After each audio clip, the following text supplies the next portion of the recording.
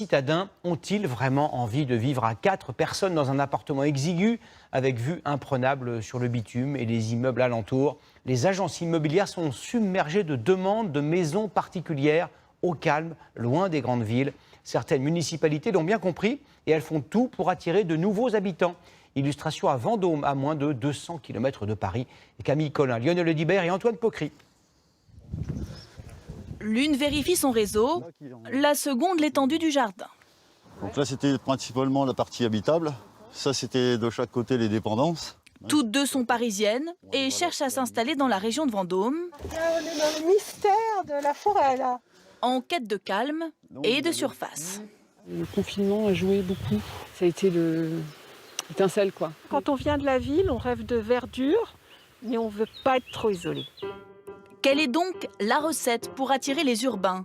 Vendôme, 17 000 habitants nichés dans la verdure, à moins de 200 km de Paris, cherche à séduire de nouveaux arrivants. Ils ont plus de pouvoir d'achat. Pour les commerces, ça peut être une très bonne chose. Là, dernièrement, ce sont surtout des jeunes retraités, on va dire. Ces 2 dernières années, 400 personnes se sont installées ici, dont 80% de retraités. Mais pour dynamiser la ville, c'est aux actifs surtout que la municipalité s'intéresse. Comme ce jeune couple de Parisiens. Ils ont emménagé dans cette maison l'été dernier, plein centre-ville, séduits par le cadre de vie. J'ai mon rythme de travail qui a largement changé et en fait maintenant je travaille de chez moi, complètement en télétravail.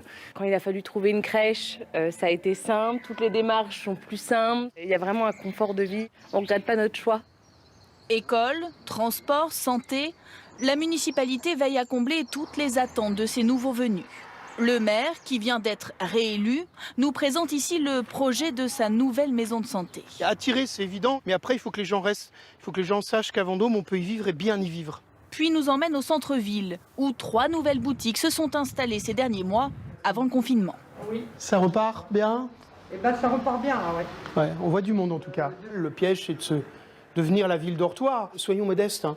Le maire, le conseil municipal, il ne crée pas d'emploi. Par contre, à nous de créer un environnement favorable à ce que les chefs d'entreprise qui sont en place continuent à prospérer et que d'autres viennent. Louis Vuitton, par exemple, vient d'y poser ses bagages.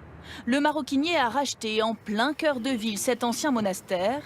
Un premier atelier devrait y démarrer à la rentrée, puis un second à proximité de la gare. À la clé, 500 emplois. La pièce maîtresse de la région, c'est cette gare TGV. On est ici sur la ligne Paris-Tours, à seulement 45 minutes de Paris, où beaucoup travaillent encore. Ils font l'aller-retour dans la journée. 7 h du matin. Comme tous les jours, les pendulaires, comme on les appelle, se croisent sur le quai. Les nouveaux apprennent à gérer le rythme. Il faut se lever tôt, on rentre tard. C'est un peu fatigant, mais il faut que je m'habitue.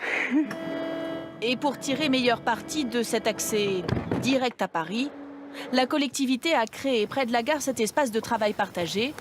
Elle a dû investir 100 000 € pour l'aménager. Ici Terre de la Bible, entreprise qui commercialise des voyages à caractère religieux. On y retrouve toutes sortes d'entrepreneurs. Matrion, un ingénieur qui a développé son site internet. On va juste voir s'il est là.